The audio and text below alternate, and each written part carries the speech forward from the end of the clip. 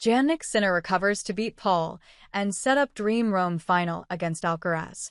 World number 1 fights back impressively to win 1-6, 6-0, 6-3.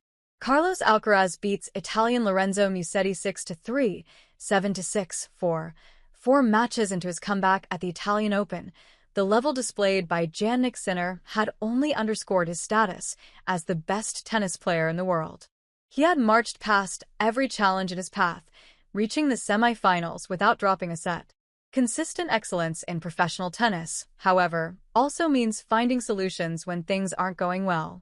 Sinner handled his first real challenge in Rome spectacularly well, recovering from heavily losing the first set to smother Tommy Paul of the United States 1-6, 6-0, 6-3. "These kind of matches I need," said Sinner. "I'm happy how we handled this kind of situation, especially going on court and not feeling great."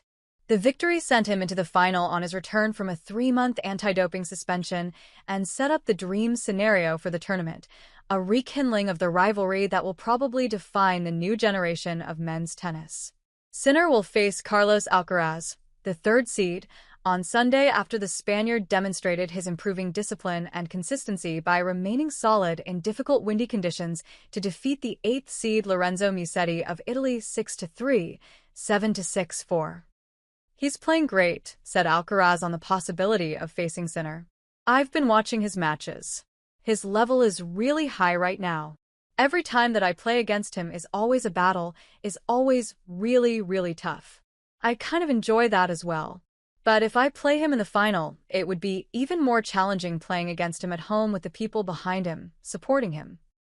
One night on from Sinner's 6-0, 6-1 demolition of the recent Madrid Open champion Casper Ruud, another full crowd converged on Campo Central for a glimpse of the national hero whose status afforded him a meeting with the new Pope Leo mid-tournament.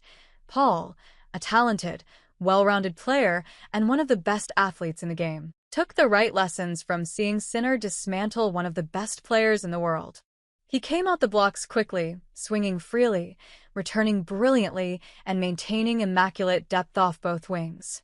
The defensive capabilities of Paul were clearly playing on Sinner's mind in extremely slow, heavy conditions, and his early tentative play gave way to a slew of errors.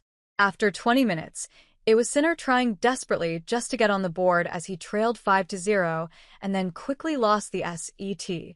It did not take long for Sinner to find his way again, settling into the second set with an authoritative hold before forcing himself onto the front foot and breaking with a fierce backhand down the line winner.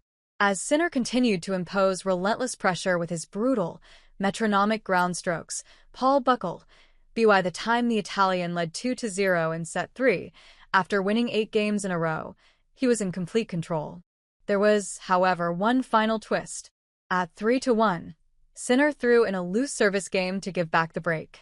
After shaking out his leg earlier in the set, his limp between points had gradually become more pronounced.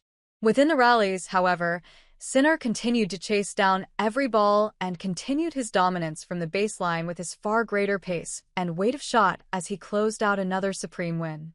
"I hope to recover in the best possible way," said Sinner on his physical issues. "Since a couple of matches, I have had a blister under the foot, which then some other muscles they work. I'm not concerned about my leg. Hopefully the blister is going to be healed as fast as possible. But in any case, as I said, there are no excuses, no? I'm in the final. I give it the best I have Sunday, then we see what's coming."